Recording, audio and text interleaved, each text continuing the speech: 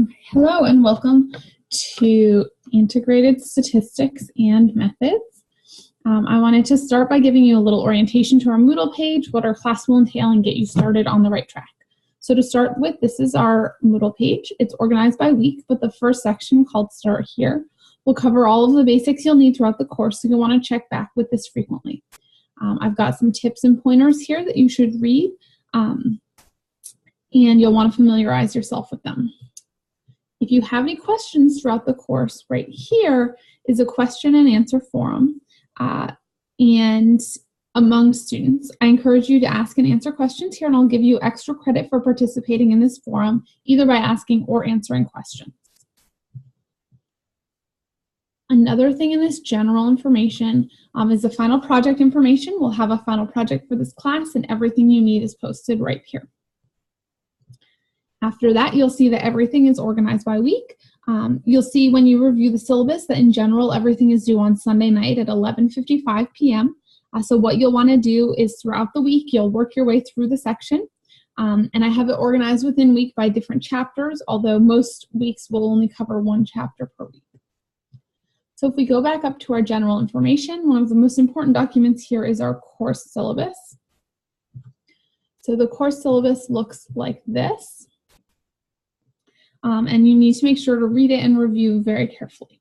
I'd also encourage you to print it out just so you always have a copy on hand. So this is what it looks like. I've got my contact information. Email is the best way to contact me, and I'll respond to emails during the week within 24 hours, but it might take me longer on the weekends.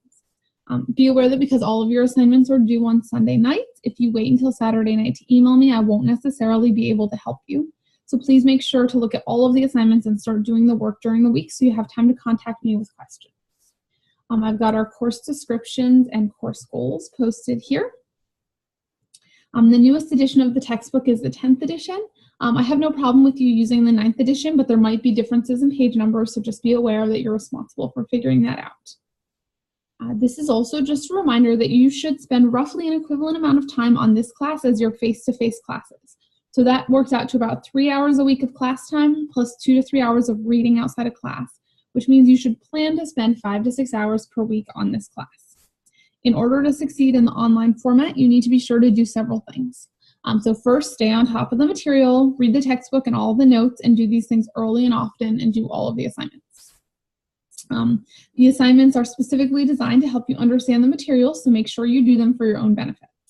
And finally, ask questions. Ask me early if you have questions, or if you have general questions or questions later, you can use the help form I showed you. The material in this course really builds on itself. So if you don't understand the chapter 1 or chapter 2 material, make sure you ask questions and get the clarification you need.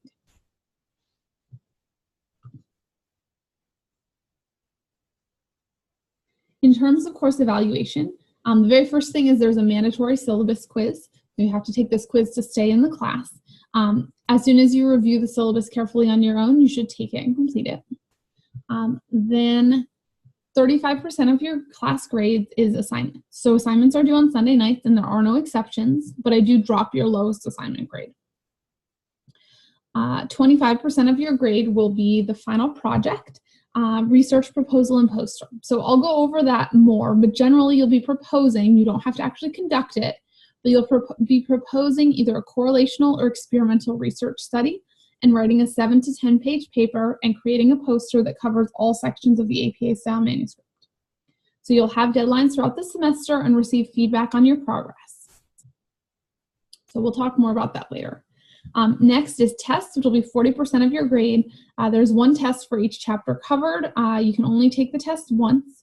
On multiple choice component, you can select multiple answers, but you receive 50% penalty for incorrect answers.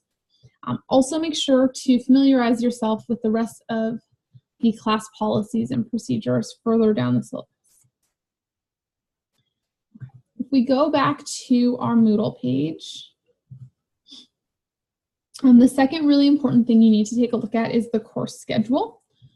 So your course schedule looks like this. And basically, I've got everything you need to do broken down week by week, and it parallels what's on Moodle. So it tells you what you need to do for the course each week. what I would suggest that you do is print it and check off when you've completed the assignments. So the first week, you have a list of things you need to do. If we go back to our Moodle page, you can see what it actually looks like. So this is this week's assignments. Since it's a short week, we won't be covering a chapter, and instead you've got some introductory things to do.